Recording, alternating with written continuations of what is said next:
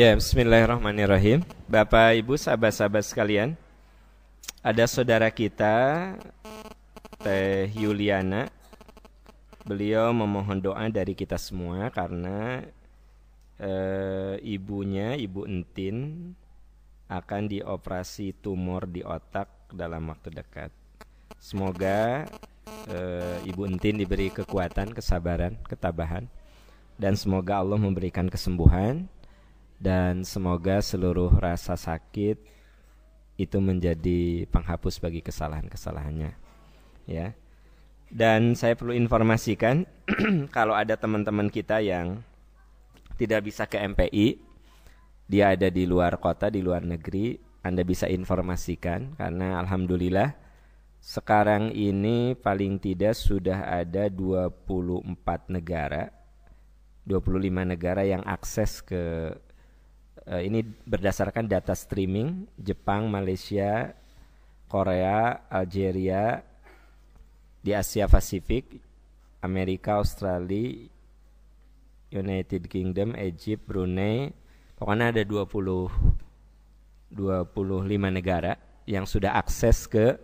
Jadi kita ini didengar dulu juga di beberapa negara di dunia sekarang ini. Jadi kalau ada teman-teman yang tidak bisa datang ke sini, bisa beritahu percikaniman.org. Betul Bu? Ya, percikaniman.org, aksesnya ke situ, ya. Terus alhamdulillah rekan-rekan, di tangan saya ada Al-Qur'an, ya. Ini Quran kontemporer dalam bentuk yang kecil. Ya. Lucu ya? Lucu.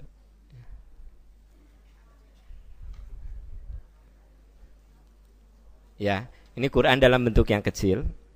Jadi kalau misalnya Anda mau nikah, daripada dikasih gantungan kunci.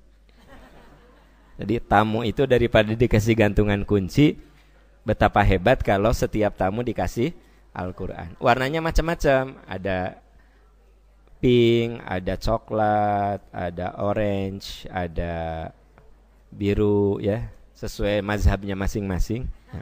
Ini Quran Mu'asir sudah terbit alhamdulillah, ya. Yang kecil, yang besar akan terbit tapi kita prioritaskan kan yang besar mah pasti, mohon maaf, pasti yang sudah berumur. Kita prioritaskan untuk mahasiswa dulu yang muda-muda, ya, supaya mereka keren. Nah, nanti yang sudah berumur mah belakangan, ya. Ya. Ya, kan banyak yang pengen ini ya, besar, nanti bertahap. Ini baru yang kecil seukuran ini. Jadi kemana-mana bisa dibawa gini kan. Enak kan? Praktis gitu. Ya. Jadi jangan gini, aku udah punya yang besar, apa susahnya sih beli lagi? Ya, kerudung ayat 7, masa Quran. Nah ini alhamdulillah, ya. Jadi Quran kontemporer dalam bentuk yang kecil. Ukurannya seperti ini dalamannya, ya. Nah, kemudian alhamdulillah kalender juga sudah terbit, kalender Percikan Iman tahun 2014, ya. Karena kalender kita mengusung tema tentang pemandu ibadah. Boleh jadi di Indonesia satu-satunya kalender yang mengingatkan untuk Anda saum pada pertengahan bulan. Satu-satunya kalender yang mengingatkan bahwa ini tanggal 9-10 Muharram. Itu jadi walaupun Anda lupa asal lihat kalender, ini kelihatan karena ini mengusungnya konsep kalender pemandu ibadah. Ya, kalau kalender-kalender lain kan cuma sekedar pemandu waktu. Kita konsepnya pemandu ibadah. Jadi hal-hal ibadah yang penting itu ada, tentang gerhana dan lain sebagainya sudah ada di kalender kita, kalender Percikan Iman. Jadi berbarengan dengan Al-Quran, alhamdulillah sudah terbit, ya. Itu informasi yang mudah-mudahan bermanfaat. Jadi bagi rekan-rekan yang muda-muda merasa kegedean Qurannya, ya, itu bisa disimpan di rumah untuk dibaca. Kalau ke MPI boleh jadi bawa yang ini supaya simple, ya, boleh jadi. Kan kecil banget kan? Gini. Ini teh kalau dikasihin kata sisirikan deh. Nah. Saya itu orangnya kalau mau pengen gitu ngasih, tapi kan saya orangnya nggak mau menimbulkan kecemburuan. Ada dikasih semua, berat oge 4.000 udah dibagi. Oke. Ya, kita lanjut. Oke, rekan-rekan sekalian. Ya. Apa kemarin kita bahas? Amalan yang mengantarkan kita untuk masuk surga. Pertama, iman, hijrah, jihad. Yang kedua, sholat khusyuk. Yang ketiga, menunaikan amanah. Menunaikan amanah. Ya, ya. Menunaikan amanah.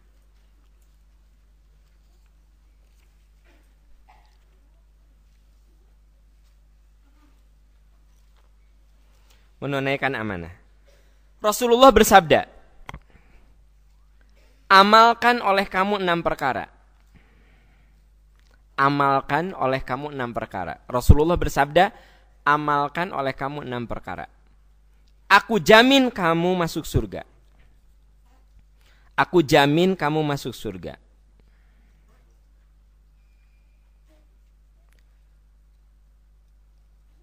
Jujur ketika berkata, koma. Tepati ketika berjanji, koma. Tunaikan amanah,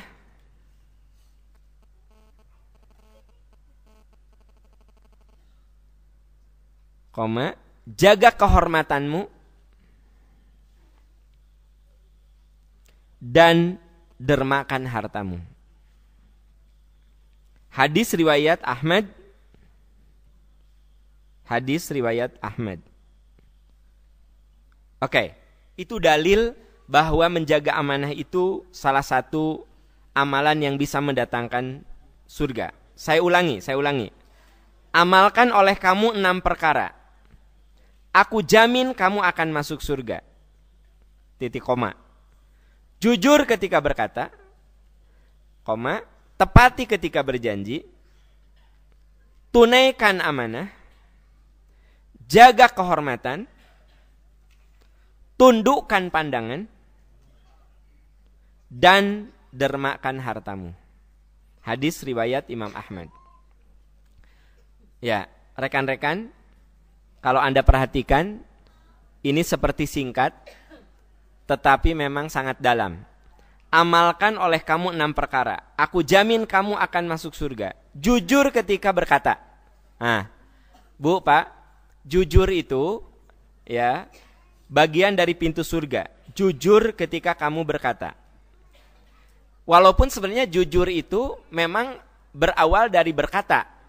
Tetapi dari jujur dalam berkata, itu akan lahir jujur dalam berniat dan jujur dalam perilaku. Ya. Dan kalau Anda lihat, seluruh perubahan itu dimulai dari kata-kata. Jadi perubahan itu, kalau kita mau berubah, itu dari kata-kata. Itu sebabnya kata-kata kita harus selalu positif, harus selalu mengandung motivasi, selalu menggambarkan optimisme. Ya. Karena orang itu bisa dibentuk dengan kata-kata yang sering kita ucapkan. Dan diri kita juga dibentuk oleh omongan-omongan kita. Misalnya gini, pokoknya mah hari ini aku harus baca Quran minimal 10 menit. Pokoknya aku harus baca Quran 10 menit. Nah, itu niat yang saya ucapkan. Apa yang terjadi? Kalau saya mengikuti ucapan saya, maka itu berarti jujur dalam berkata. Pokok namanya nanti malam aku harus tahajud. Gitu. Aku harus tahajud. Nah, lalu omongan itu kita wujudkan. Jujur dalam berkata. Itu sebabnya kalau kita ingin jadi sukses, ingin jadi orang sukses, selalu omongkan yang bagus tentang kita. Aku bisa. Insya Allah aku sembuh. Insya Allah aku sehat. Batuk, insya Allah sembuh. Iya mah jigana TBC ya. Kan sok aya gitu nya Bu ya. Sebenarnya sakitnya nggak seberapa, tapi yang bikin sakit karena memang dia nambah. Saya teh batuk udah 2 hari teh batuk. Aduh, saya boleh jadi gini. Iya mah kurang istirahat aku kudu istirahat Batuk wae ya. Oh nya alergi jigana ini perubahan cuaca. Jadi saya tanamkan kata-kata yang membuat saya mah ini batuk biasa ringan gitu. Batuk am, heeh. Kunaon? Teuing jiga nama TBC aya teh. Urang mah sok sieun kana jantung we. Terus tina jantung teh terus kana pankreas teh. Terus tidenya tehnya tina jadi kana usus teh. Aku mah sok sieun jadi komplikasi tah. Oh, tina batuk tapi jadi kana sagala. Tahu nggak? Itu teh tipe orang yang penyakitan, maksudnya orang yang kayak gitu pasti penyakitan. Kenapa? Barusu kurang vitamin C juga nama. Udah berapa hari? Udah 2 hari. Udahlah nanti aku makan ini aja lah. Minum jeruk nipis. Nah, udah aja. Kunaon? Oh, barusan. Teuing urang mah sok sieun jadi kanker ya teh. Tina barusu kana kanker. Bu, saya tanya, ada nggak orang yang suka kayak gitu? Ada.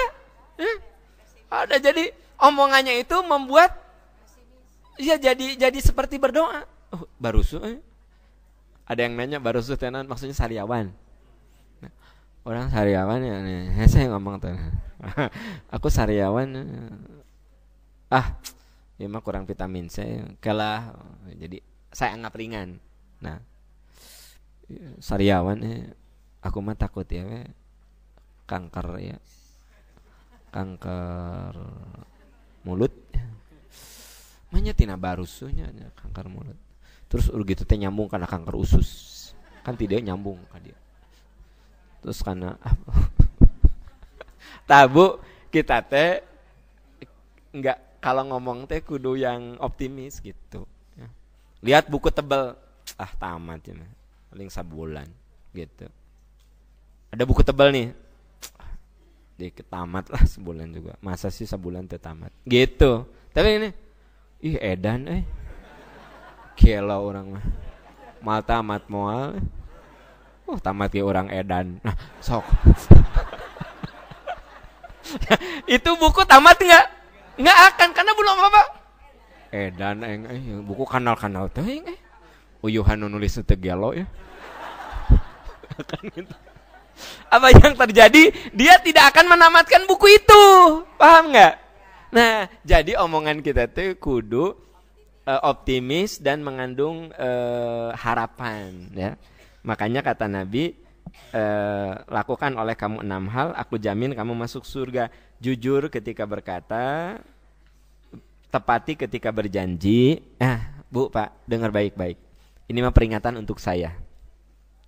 Saya baca sebuah penelitian.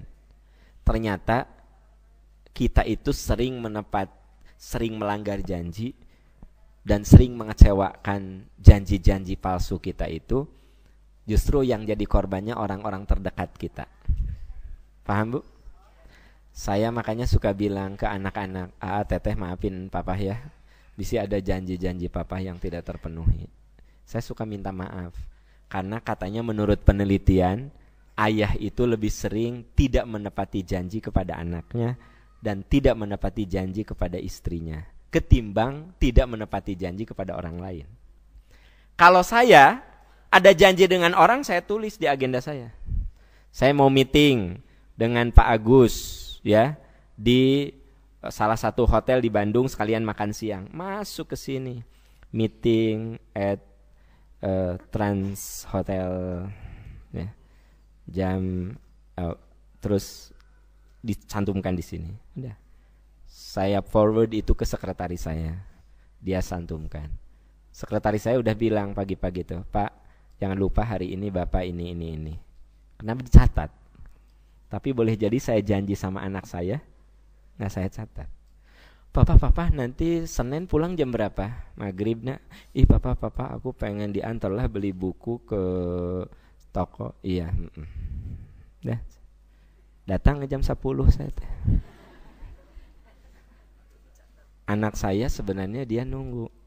Tapi dia juga nggak mau BBM, SMS karena tahu si papa teh sok riweuh karunya. Akhirnya anak saya teh kecewa, tapi dia nggak protes.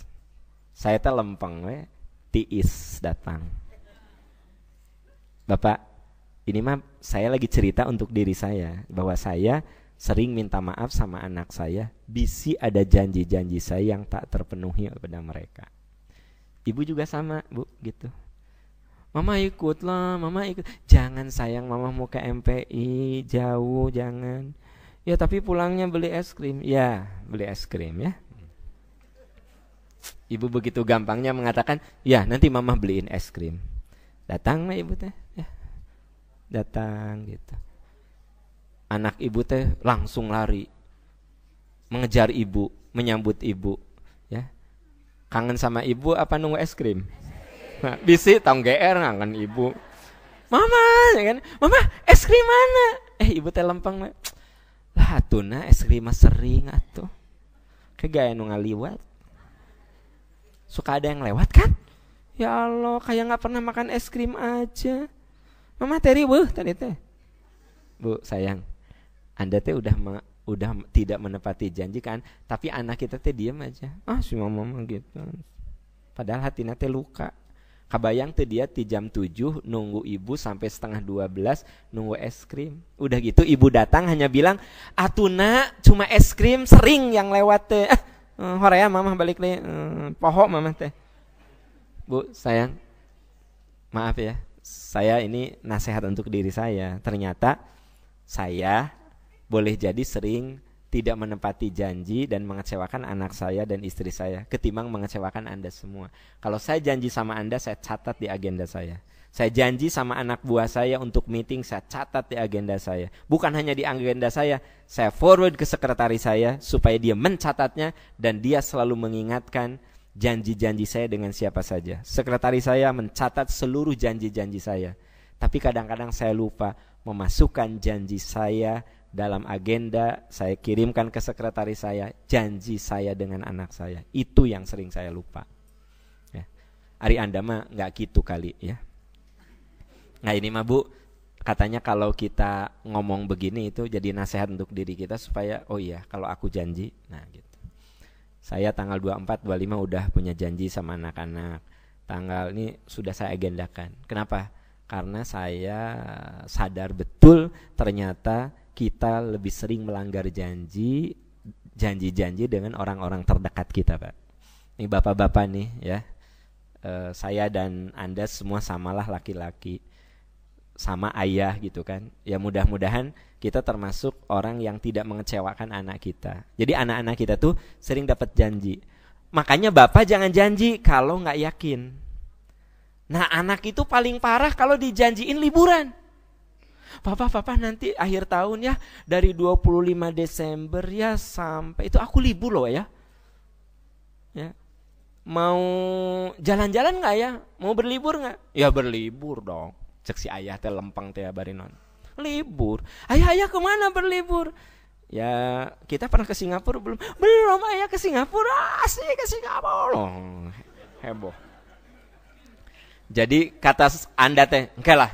Kita pergi tanggal 28 berlibur ke Singapura, kita ke Universal Studio ya. Kita nginepnya di Swiss Hotel supaya seluruh kota terlihat dan itu dekat ke Singapore Flyer ya. Ari Bapak sering keluar negeri jadi dia langsung ngomong tak. Nah, si anaknya happy dong ya, mau pergi tanggal 28 pulang tanggal 2. Ya. Saya ingin tanya, anak saya ketika saya omongin gitu, dia halo-halo enggak kepada temannya? Oh, halo ya. Tahu nggak gue nanti tanggal 28 dan tanggal 2 ke Singapura sama bapak gue. Gue tuh ya gue udah googling Universal Studio Singapore Flyer. Wah, gitu cerita. Pas tanggal udah libur tanggal Papa, gimana udah ada tiketnya kita ke Singapura teh? Singapura kan dia ceritanya waktu bulan Juni. Terus saya teh dengan lempengnya nih. Ari teteh Singapura Papa teh riweuh akhir tahun teh riweuh. Singapura. Bu, dengar ya. Anak saya diam. Yang lebih beban bagi anak saya ketika dia masuk sekolah. Benar teh? Kan dia sudah halo pas datang sekolah, mana oleh-oleh Singapura mana kumaha gini. Siva kumaha itu Singapore Flyer teh gimana? Nggak jadi. hati anak saya terlukanya. Tapi kadang-kadang kita sebagai ayah mah nganggap dengar Pak, jangan pernah bikin janji sama anak, mendingan bikin surprise. Paham? Bu, jangan pernah janji kepada anak, lebih baik bikin surprise ya. Papa pengen liburan lah, sekali-kali ke luar negeri, aku pesawatnya tahu cuma di TV aja. Cuma lewat gitu. Aku juga suka bilang kapal minta duit. Kan aku mah pengen naik pesawat, atau si papa mah sering naik pesawat, aku mah belum pernah tuh Pak. Namanya anak lah ngerengek ya kan. Saya bilang gini, ya ngerengek gitu ya. Saya bilang gini, aduh nak, papa mah nggak bisa janji ya, nggak tahu uangnya ada, nggak tahu enggak gitu ya. Doa aja lah, mudah-mudahan papa ada uang, papa ada waktu. Padahal setelah ngomong gitu besoknya saya udah langsung arrange waktu liburan saya lihat tabungan saya, siapkan. Saya udah siapkan tiket segala macam gitu. Udah tanggal 2/8 sudah well prepared gitu. Udah gitu ya. Tanggal 26 teteh beberes apa? Ya untuk 3 malam lah, kamu siapkan baju apa. Jangan lupa teteh bawa baju renang ya. Kemana? Ke Sungai Cigayam. Ke Sungai Cigayam, kene pokoknya nama sok siapkan, cek ayah siapkan. Nurut ari kakolot teh. Nah, jadi kesana teh saya teh galak. Ada disuruh ku papa teh nurut atau sekali-kali nurut. Hoream kene bawaan kayak nurut. Bukan kene sok lah ke Jakarta tuh. Jakarta. Padahal saya udah siapin tiket, voucher hotel, semua udah saya siapkan. Tabu ya. Nurut atuh teteh. Sama saya teh ke luar negeri teh dicek biasa nama. Banyak ke Jakarta apa? Ada cuma ke Jakarta. Udah nah gitu sama saya teh semua ya. Udah ke Jakarta. Langsung ke bandara. Yang tahu cuma istri saya aja. Ya. Bandara gitu. Kemana ya? Ayo nurut. Oh my God, Singapura. Ya kan? Nah, mendingan gitu. Oh my God, teteh kita ke Singapura. Ini lihat tiketnya. Kan adiknya kan nih langsung kan. Oh my God. Tahu gitu mah aku bilang sama teman-teman aku. Ya kan? Nah Bu, karena karakter anak-anak dan kita beda. Nah Pak, maaf, saya cerita hal ini sampai saya kasih contoh yang detil gitu. Ini sebenarnya nasihat untuk adik-adik saya. Dari yang sudah senior malah tanggung atuh geus kagok gagal. Kagok gagal, sering bohong janji teh. Nah ini mah saya ngomong ke yang muda-muda ya. Saya ngomong ke yang muda-muda, maksudnya apa?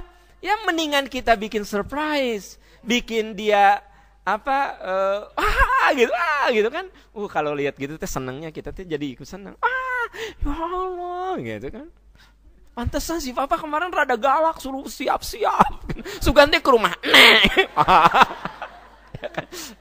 Jadi seperti itu. Saya ingin cerita di sini karena agama itu kan harus menyatu dalam kehidupan. Jadi saya tidak muluk-muluk tentang tepati ketika janji. Sekarang mah minimal janji kepada orang-orang terdekat kita lah, ke anak ya, ke istri, ke suami gitu ya. Nah terus tunaikan amanah. Makanya poin 3 itu kan menunaikan. Rekan-rekan sekalian, semua yang ada di genggaman kita kan amanah ya. Pendengaran kita amanah, penglihatan kita amanah, kesehatan kita amanah. Ibu meni rajin ngaos, iya mempeng sehat gitu. Ya Allah, kamu meni rajin saum Senin Kamis, mempeng sehat. Ada teman aku ya udah gak bisa puasa sekarang teh karena sakit ususnya bermasalah. Aku mah ya alhamdulillah belum, ya sama Allah masih dikasih sehat. Itu namanya apa? Menjaga amanah gitu ya. Ibu eta meni ka bapak teh meni nyaah pisan, bapak ditutungtun sapitu geus kolotna. Padahal apa sih yang menarik dari bapak? Misalnya ibunya kan, ibu sama suami teh bedanya jauhnya beda 32 tahun. Hari ibu kalau keseserian ada nggak yang gitu? Terus naon Anda seserian? Terus saya teh ngaheureun ibu, Bu atulah bapak geus kolot gitu udah 80 tilu. Ini ku ibu ditutungtun, ibu masih 40 atuh. Ganti deui mah. Saya teh candain si ibu itu teh. Pak Am ieu teh amanah atuh. Da jelek-jelek juga da dia teh pernah berjasa dalam hidup saya. Nya butut teh ayeuna da dulu mah keren atuh Pak. Nah, jadi ibu jawabnya bukan lihat sekarang, tetapi waktu itu. Dan Pak Am, saya udah rumah tangga sama suami saya kan 30 tahun. Ya. Suka duka sudah terlewati, pahit manis sudah terlewati. Masa ketika suami saya udah sakit-sakitan saya tinggalkan. Ya. Sebenarnya banyak yang suka sama saya pengusaha, tapi dak karunya ya kumaha. Gitu. Nah itu namanya apa? Amanah. Tunaikan amanah, ya. Terus jaga kehormatanmu, ya. Jaga kehormatan. Yang dimaksud dengan jaga kehormatan itu bukan gila hormat, ya. Bukan gila hormat. Jaga kehormatan tuh jangan sampai ucapan perbuatan kita menimbulkan fitnah, menimbulkan keburukan. Contoh, ya. Saya di mobil sendirian. Nah, terus ada ibu RT masih muda di pintu komplek, komplek teh rada lumayan gitu. Ini di perumahan. Nah, saya teh harus jaga kehormatan, jangan aduh karunya si Bu RT-nya, si Bu RT-nya masih muda, lucu deh. Malah si Pak RT-nya udah tua gitu ya. Saya teh buka kaca, Bu, sareng abdi hayu. Si ibu teh, hayu. Nah, turun we di depan rumah. Saya teh anterkeun heula ka rumah Bu RT. Begitu si ibu RT turun, ya ada mata lah di lingkungan itu. Menurut Anda akan jadi omong nggak?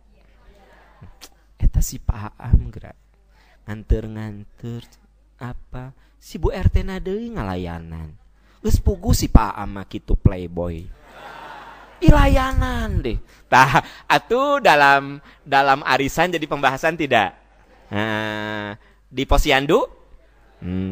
Jadi saya bukannya sombong nggak mau bawa si Bu RT, karena saya tidak sama istri saya sendirian ya.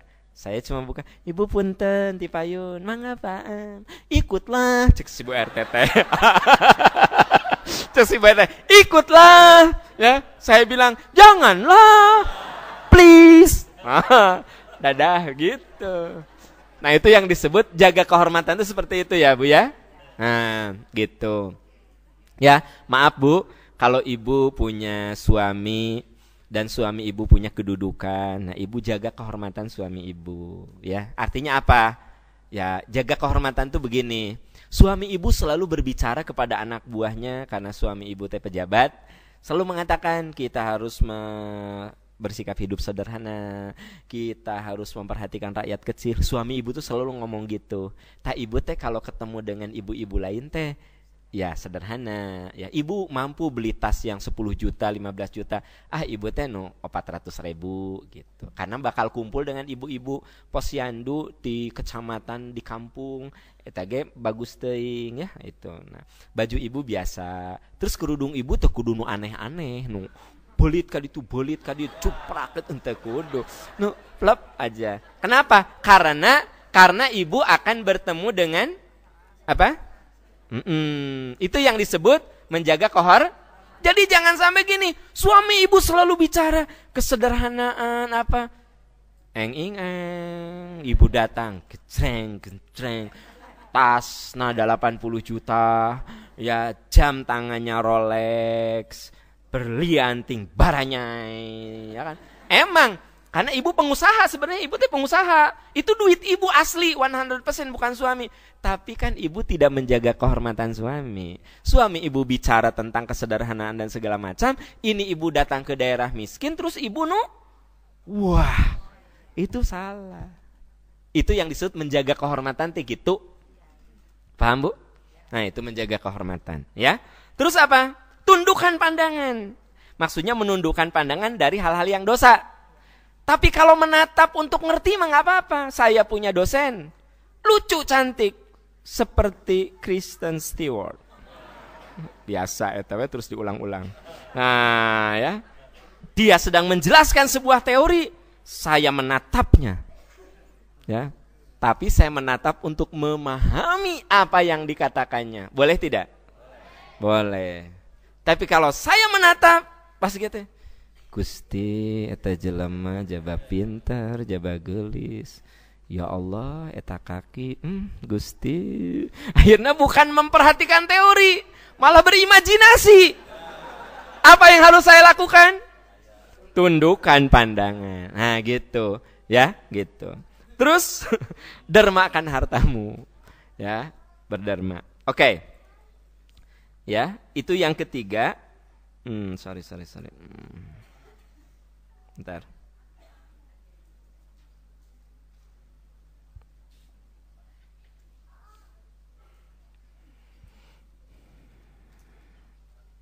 Ya. Saudara-saudara sekalian, itu yang ketiga ya. Menjaga amanah. Yang keempat, ya. Yang keempat, sabar menghadapi ujian.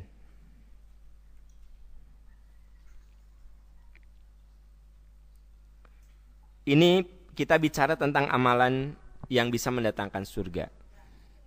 Sabar menghadapi ujian. Sebelum saya bahas tentang ruang lingkup sabar, saya ingin mengingatkan saja. Sabar itu eskalasinya harus naik. Beda dengan syukur. Kalau rekan-rekan baca ayat syukur, ya, surat Al-Baqarah, surat Luqman ayat 17, surat Luqman ayat 12. Surat Luqman ayat 12, walaqad ataina Luqmanal hikmata anishkur lillah wa may yashkur fa innama yashkuru li nafsi. Coba Anda lihat, ayat syukur itu sifatnya begini. Bila kamu syukur, maka kebaikannya untuk kamu. Apa katanya? Wa may yashkur fa innama yashkuru li nafsi. Siapa yang syukur, kebaikan syukur untuk. Nah, tapi coba bandingkan dengan sabar. Kalau sabar itu sifatnya naik. Eskalasinya naik. Coba lihat surat Ali Imran ayat 200. Ya. Surat Ali Imran ayat 200. Ya ayyuhalladzina amanusbiru. Hai orang yang beriman, sabar. Wasobiru, kuatkan kesabaranmu. Jadi Anda lihat sini. Sabar. Kuatkan kesabaran. Naik ke eskalasinya. Warobitu, waspada. Wattaqullah, takwa. Jadi gini nih. Jadi modelnya itu seperti take off kalau sabar. Jadi kalau sabar itu seperti take off, ya. Kalau syukur itu datar. Siapa yang syukur, kesyukur itu kebaikan untuk dirinya. Jadi kalau kita jadi orang syukur, kebaikannya untuk dirinya. Tapi kalau sabar, isbiru, sabar kamu. Sobiru, naik. Kuatkan kesabaran. Robitu, waspada. Wattaqullah, takwa, la'allakum tuflihun. Semoga kamu sukses. Jadi sabar kita berhasil kalau eskalasinya naik. Ya. Paham maksud saya? Ya harus naik gitu, ya. Gitu. Nah, makanya karena sabar itu eskalasinya harus naik, ya. Seperti dijelaskan Ali Imran ayat 200, maka sabar memiliki ruang lingkup. Ruang lingkup sabar, satu, sabar dalam menerima ketetapan Allah. Ya. Pertama, sabar dalam, coba dilihat, sabar dalam menerima ketetapan Allah. Surat Yunus ayat 109. Sabar dalam menerima ketetapan Allah. Yunus surat 10, Pak, ayat 109. Ya.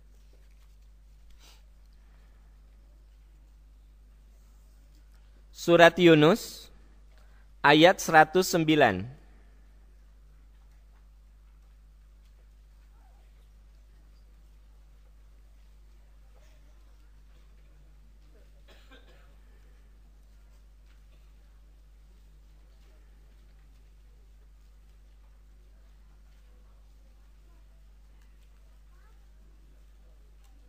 Oke. Ayat terakhir Bu, Pak. Surat Yunus ayat terakhir 109. Wattabi' ma yuha ilaika wasbir hatta yahkumallah wa huwa khairul hakimin. Ikutilah apa yang diwahyukan kepadamu dan bersabarlah. Apa katanya? Hingga Allah memberi keputusan. Allah lah hakim yang terbaik. Pak Bu, dalam hidup kadang-kadang kita kudu sabar dengan keputusan Allah, ketetapan Allah. Ya, kita harus yakin sebenarnya banyak dalam hidup kita yang itu kita harus terima sebagai keputusan Allah. Contoh, mata ibu bapak kayak begini lucu-lucu. Ini keinginan orang tua atau memang Allah kasih? Hidung ibu bapak yang indah-indah seperti sekarang ini, apakah itu pilihan orang tua kita atau ketetapan Allah? Ya, sebenarnya semua ketetapan Allah. Bahkan saya lahir di abad sekarang ini juga ketetapan Allah. Tapi alhamdulillah saya lahir di abad sekarang. Kalau zaman Walanda coba kumaha. Kalau saya ditakdirkan oleh Allah lahir tahun zaman penjajahan Walanda, sok merenan saya teh nggak mungkin pakai gadget kayak sekarang ini. Ya nggak? Iya. Jadi saya mensyukuri apa yang Allah berikan. Saya ditakdirkan hidup di era sekarang, saya masih menikmati teknologi digital yang sudah begitu dekat dalam kehidupan kita. Gitu. Sehingga saya tidak perlu capek-capek kudu bawa kitab. Kalau ustadz itu dulu selalu bawa kitab. Bagus. Makanya dulu kiai itu selalu ada asisten ya, yang bawa buku. Iya. Jadi kalau kiai zaman dulu di dia teh buku ngajajar, ambil buku. Saya bukan nggak bawa buku, ya ada di sini, segini aja, ini terus gampang, ya. Gitu. Jadi bisi disangka can si Pak Amang ngarang datara mau buku, cek saha tara mau buku, aya dina gadget atuh. Ya. Jadi di genggaman saya sekarang ini ada ratusan buku dalam bentuk e-book. Di laptop saya ada ratusan buku dalam bentuk e-book. Jadi kalau saya lagi ngajar dan saya ingin menunjukkan bukunya, ya udah tinggal tunjukkan tak ya bukunya. Di copy sudah. Di copy ke mana? Ke flash disk. Gitu. Bukan di fotokopi, maksudnya di copy. Namanya laptop di fotokopi kumaha. Gitu ya. Kan hari dulu mah kan gini, Pak referensinya apa? Tulis ke si dosen teh. Referensi. Ini kan nyaratet baru dak nyaratet. Itu kan? Sekarang mah oke, referensinya ini nih ya. Mana ketua kelasnya? Bawa flash disk ya. Cep, ini. Bagikan. Iya, copy e-book. Ya. Udah saya. Jadi mahasiswa itu cuma bawa flash disk kayak gini. Gini. Saya ditakdirkan oleh Allah hidup di era digital. Sehingga rumah saya tidak terlalu sempit dengan tumpukan buku. Saya dulu punya guru, begitu saya masuk ke rumahnya, ya Allah, seluruh dindingnya itu buku, kitab. Ya, kitab. Saya dalam hati, ya Allah, kalau satu saat ada rezeki terus saya diberi ilmu, saya waktu hari tanya, saya ingin punya buku yang lebih banyak dari ini. Ya kan, gitu. Ternyata zaman saya berbeda dengan zaman beliau. Buku-buku yang berjilid-jilid itu cukup saya masukkan dalam hard disk eksternal yang ada. Saya punya hard disk yang beberapa. Jadi gini, satu hard disk itu 1 tera. Saya punya 7 tera. 1 tera kan 1000 giga. Ya. 1 tera 1000 giga. Ini aya nu teu ngarti teu nanaon ya. Jadi teu nanaon. Karena aya nu olohok ya. Bae teu nanaon. Nah, jadi saya datang ke Universitas Madinah University. Ya, udah gitu saya lihat, ya bukunya banyak banget ya. Nah, udah sehingga saya punya beli, sebenarnya itu bukan beli bukunya. Jadi saya beli cuma $300 US. Saya punya 3 tera buku-buku agama dari Universitas Madinah yang kalau dilemarikan rumah saya nggak akan cukup. Rumah saya nggak akan cukup. Tetapi karena sudah dalam bentuk digital, cukup saya misalnya, saya mau baca khusus, pokoknya umur sekarang saya pengen baca buku-buku tafsir, ambil aja ya 1 tera tentang tafsir. Kan saya pisah-pisahkan, ada yang tafsir, hadis, sosiologi, psikologi, komunikasi, itu setiap tera itu saya pisah-pisah. Jadi ada psikologi, itu harus buku-buku psikologi itu. Komunikasi saya tulis rada gaya communication science. Gitu, pakai science gitu ya. Ini. Terus ada lagi. Nah, jadi ketika saya mau bahas tentang mau bikin makalah tentang pendidikan anak. Ya, saya ambil aja 1 tera yang tentang psikologi, cep aja masukin ke laptop saya. Saya lihat buku yang paling mendukung dan paling mutakhir. Saya bersyukur karena saya hidup di era sekarang ini. Ini ketetapan Allah. Coba kalau saya hidup zaman Walanda, ayeuna teh keur ngasah ieu we mah bamburuncing. Nah, jadi ngasah bamburuncing, ya kan? Gitu. Ya. Paham tuh? Jadi kita ini kudu sabar dengan ketetapan Allah. Yang saya ceritakan yang enaknya.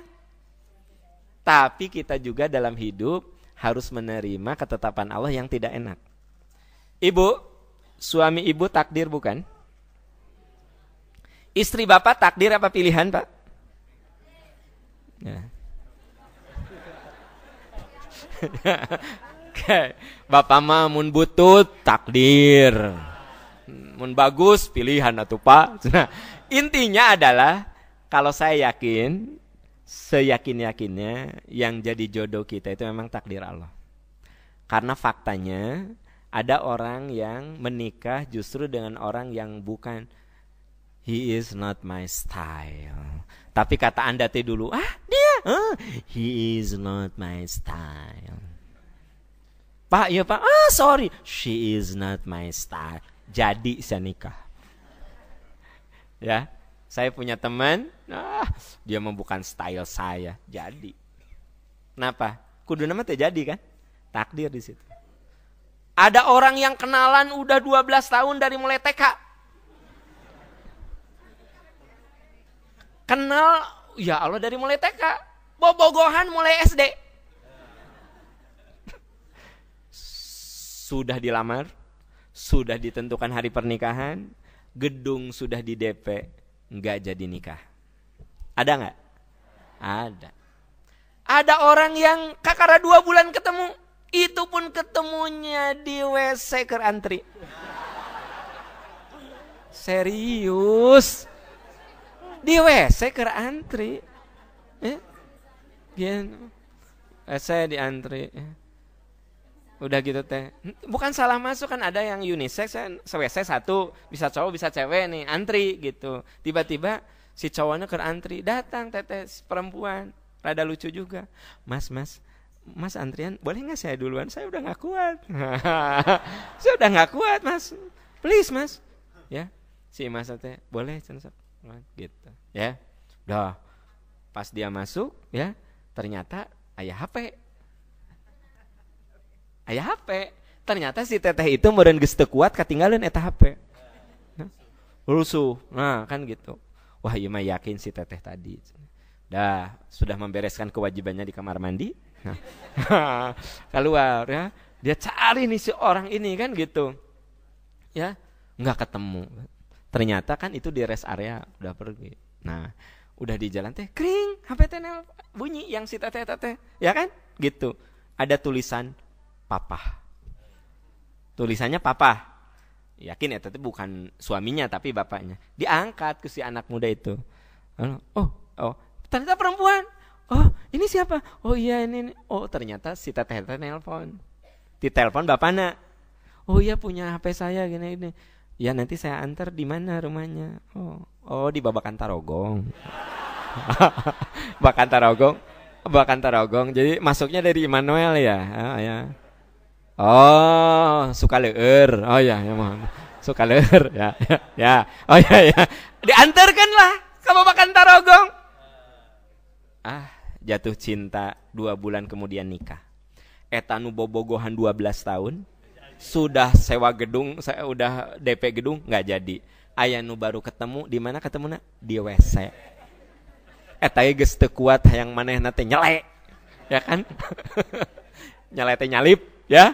Ari kudu jadi jodoh mah jodoh. Jadi kalau menurut saya pada rekan-rekan yang belum dapat jodoh, berjuang. Tunggu ketetapan Allah. Gitu ya enggak? Iya. Dan tugas kita mah ikhtiar. Ketetapan Allah ya dari Allah. Jodoh tuh percaya ke saya itu takdir Allah. Ya, takdir Allah. Ada teman saya nikahnya usia 52 tahun.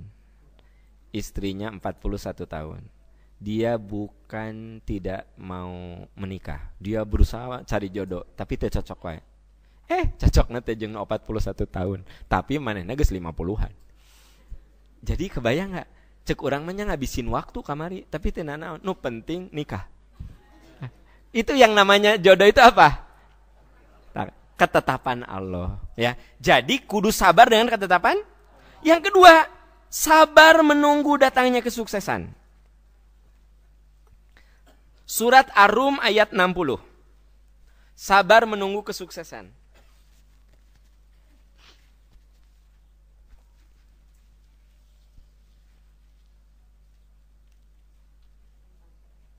Sabar menunggu datangnya kesuksesan.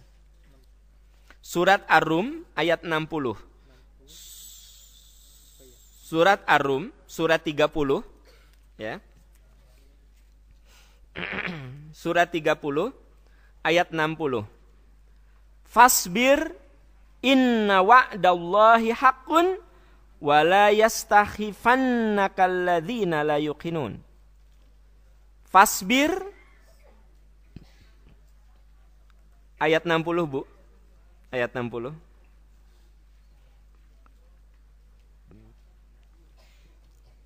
Fasbir inna wa'dallahi haqqun wa la yastakhifannakal ladzina la yuqinun.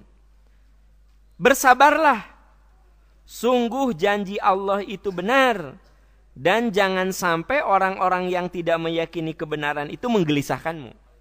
Oke Bu, di sini ada kata-kata sabarlah, sungguh janji Allah itu benar, ya. Jadi gini, Allah akan memberikan kesuksesan kepada orang-orang yang bersungguh-sungguh dan bersabar. Ya. Tetapi ada kesuksesan yang Allah tangguhkan, sebab boleh jadi kesuksesan itu kalau diberikan sekarang mental kita belum siap. Jadi gini. Ada saat di mana Allah menangguhkan keinginan kita. Karena Allah tahu itu enggak bagus. Ya. Misalnya saya punya target 2014 itu menjadi RI 1. Enggak usah menertawakan, biasa aja. Enggak usah khawatir dengan karir saya, enggak usah khawatir. Saya punya target, boleh enggak saya punya cita-cita jadi RI 1? Terus Ari Anda pada tersenyum, tertawa, itu maksudnya apa? Boleh, tapi ngahina kumaha sih? Nah, saya katakan 2014 Aam Amiruddin jadi RI 1. Ya. Saya udah berjuang, ya. Saya bikin bendera di mana-mana. Aam yang amanah. Jadi simbol nate AA. Apa AA? Aam yang amanah. TV-TV swasta sudah saya beli slotnya. Dah saya teh duitnya berlimpah banget. Ya. Slot di semua TV ada, ya. Gitu. Duit saya berhamburan. Ya, sampai diangkat triliun saya ngabisin duit supaya tapi halal dah, saya mah pengusaha, bukan pegawai negeri gitu. Jadi halal ya. Halal. Iya, maaf ya kalau pegawai negeri maaf punya uang triliunan dari mana sok? Tekah harti. Ari pengusaha model saya mah terus apa masalahnya? Nah, kan gitu. Saya misalnya pengusaha sukses ya, perusahaan saya banyak sekali, tambang saya punya, pengeboran minyak saya punya, ya, perkebunan saya punya, ekspor impor saya punya, media saya punya.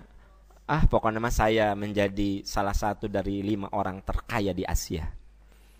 Nah, terus saya punya cita-cita jadi RI 1. Atuh 1 triliun untuk saya mah abal-abal atuh.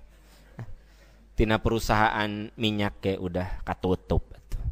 Ya, eta mah asa kata Anda mah 1 triliun teh gedenya, cek saya mah asa 100 perak dipicin gitu. Ternyata saya udah habis-habisan gitu. Saya tidak jadi RI 1. Dengar ya. Padahal saya punya kapasitas, punya duit, punya segala. Tapi Allah tidak menakdirkan. Kenapa? Allah tahu saya bagusnya tidak di situ. Saya bagusnya jadi ustadz di MPI. Dan saya ngajar di kampus, sehingga saya lebih banyak bergaul dengan mahasiswi dan mahasiswa. Nah, Anda mah saya belum berhenti ngomong udah tegur. Akhirnya apa? Ternyata Allah tidak mengabulkan saya jadi RI 1 karena Allah tahu saya itu baik untuk dunia dan akhirat saya memang bukan jadi RI 1. Ngajar di MPI. Matak saya mah 2014 nggak begitu minat, biasa we. Jadi setelah dipikir-pikir gitu. Mata kan belum ada tuh di TV saya atau apa, belum ada. Benar nggak? Anda lihat saya nggak? Nggak ada kan? Emang nggak minat saya. Bukan nggak mampu ya, nggak minat. Nah, jadi rekan-rekan sekalian, saya ingin katakan, ketika Anda punya cita-cita, Anda sudah berjuang itu, kata Anda, kenapa ya Allah nggak mengabulkan? Fasbir, sabar kamu. Boleh jadi, percayalah bahwa Allah akan memberikan yang terbaik pada kamu. Gitu. Maaf Bu, ada orang yang mau punya suami teh susah aja. Padahal cantik gitu, pinter. Padahal yang lebih butut dari dia mah udah pada nikah. Ya.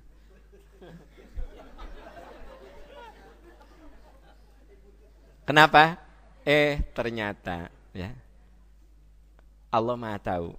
Ada kan? Maaf, nikah 1 tahun, Bu, bukan hanya cerai Pak, disiksa.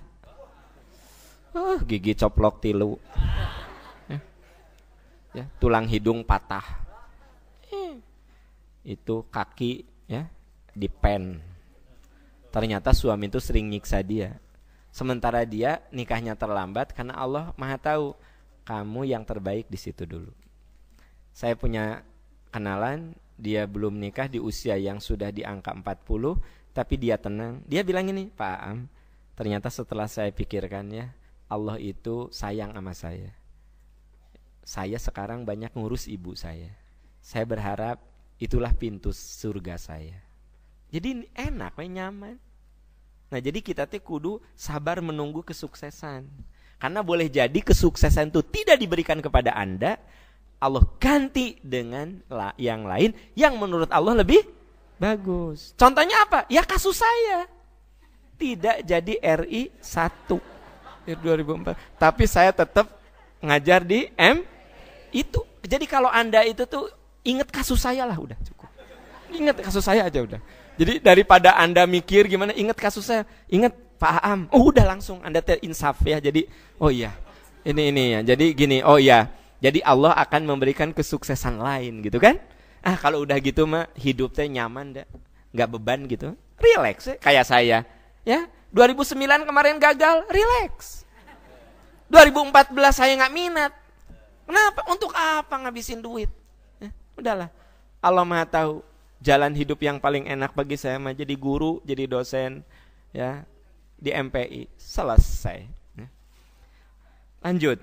Nggak usah iri ya dengan omongan saya, biasa aja. Yang berikutnya, sabar menghadapi ejekan. Surat Toha ayat 130. Sabar menghadapi ejekan, hinaan. 130, Toha, surat 20. Surat 20 ayat 130. Fasbir ala ma yaqulun wasabbih bihamdi rabbika qabla tulu'is syamsi wa qabla ghurubiha wa min ana'il laili fasabbih wa atrafan nahari la'allaka tarda. Ayat 130 Bu, Pak. Surat Toha, surat 20. Ditemukan? Ya. Bagi yang muda-muda yang matanya masih tajam, ternyata enakan yang kecil juga nih. Ya. Enak juga yang kecil nih. Tapi kan ari mata saya mah udah faktor usia, jadi kudu rada dibuka dulu. Karena kacamata saya ini untuk yang jauh ya. Nah, untuk yang dekat ada lagi. Oke. Ditemukan Bu, Pak? Nah. Wasbir ala ma yaqulun. Bersabarlah atas apa yang mereka katakan. Bu, Pak, ada saat dimana kita kudu sabar dengan omongan orang.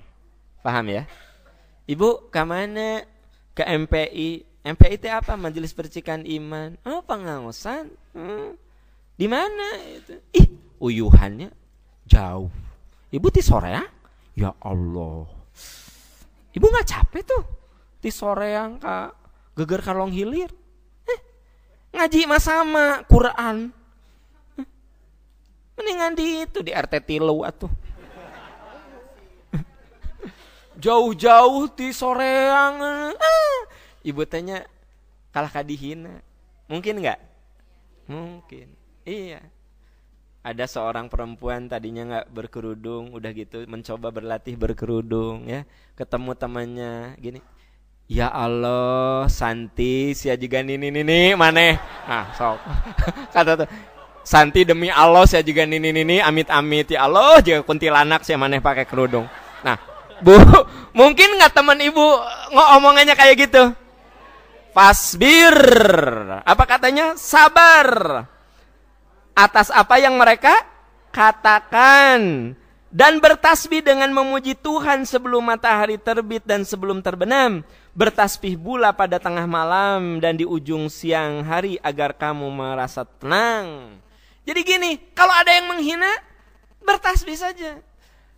Santis ya bener, aduh ya Allah kamu teh jiga nini ya Allah. Nah, ibu teh dalam hati teh astagfirullah subhanallah la haula wala quwata. Gitulah ieu mah Santis yang mana pakai kerudung jiga nini pas balik teh. Oh nya jiga nini orang. Gitu. Kan Anda teh jiga nini ieu mah kudu dibuka deui beda euy. Amit-amit Gusti ya Allah ada teh kalah kakikieuan jiga nini. Jangan terpengaruh. Nah, gitu. Kamu ngaji kemana? Ke Percikan Iman? Di mana? Ya Allah, itu dari Cicalengka kali itu jauh banget ya. Nah ibu teh dalam hati tuh berzikir. Nah ini tasbih maha sucikan Allah subhanallah. Tapi dalam hati jangan ya Allah la haula wala quwwata. Kamu teh jauh-jauh banget. Walhamdulillah. Jadi bukan berarti ya dengerin dulu, tapi Anda tuh jangan kemudian membalas cacian dengan cacian, tapi dengan zikir, pasabbih maha sucikan Allah gitu, ya. Nah gitu, supaya kita punya energi menghadapi makian. Ini Pak Bu, ini ayatnya indah banget. Coba apa hubungannya dengan omongan dengan memahasucikan? Kadang-kadang kita itu harus punya kekuatan mental untuk menghadapi omongan-omongan yang tidak mengenakan. Kekuatan mental untuk bisa menghadapi omongan-omongan yang tidak mengenakan itu dengan memahasucikan Allah, bertasbih. Maksudnya kan baca Quran itu bertasbih, menelaah ajaran agama itu bagian dari zikir. Nah kita ini duduk di sini tuh kategorinya zikir. Layak untuk qaumun yazkurunallah illa haffaz alaihimul malaika. Ibu bapak lisannya tidak mengatakan subhanallah walhamdulillah wala ilallah. Tidak, tapi Anda mendengar nasihat-nasihat yang baik itu sebuah zikir. mendengar kajian-kajian yang memotivasi untuk kita survive menghadapi hidup, itu zikir. Itu namanya zikir amali. Nah, ternyata di sini ada kata-kata bersabar atas apa yang mereka katakan. Jadi kita kudu sabar dengan omongan-omongan yang justru akan menghancurkan semangat kita, menghancurkan martabat kita, menghancurkan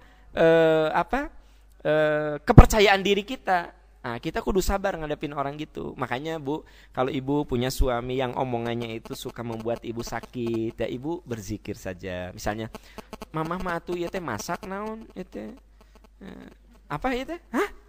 Masak sop kayak gini, utah ya mah. Kebayang tuh. Ibu masak dari subuh, soto dianggap utah. Enak tuh sih Bu. Ibu teh subhanallah zikir Bu, supaya ibu punya kekuatan. Jadi jangan sampai apa itu soto utah ya, sok sia makan diracun ku aing. Nah jangan gitu ibu tuh. Sok makan ari yang paeh diracun sia. Jangan gitu. Itu ibu tidak zikir ya? Orang yang kayak gitu nggak usah dilawan atuh ari ibu ya? Jangan. Oke, jadi bersabarlah kamu atas apa yang mereka katakan. Yang keempat akan dibahas minggu depan. Kita akhiri dengan doa kafaratul majlis. Subhanakallahumma wa bihamdika asyhadu an la ilaha illa anta astaghfiruka wa atubu ilaik. Walhamdulillahirabbil alamin. Wassalamualaikum warahmatullahi wabarakatuh.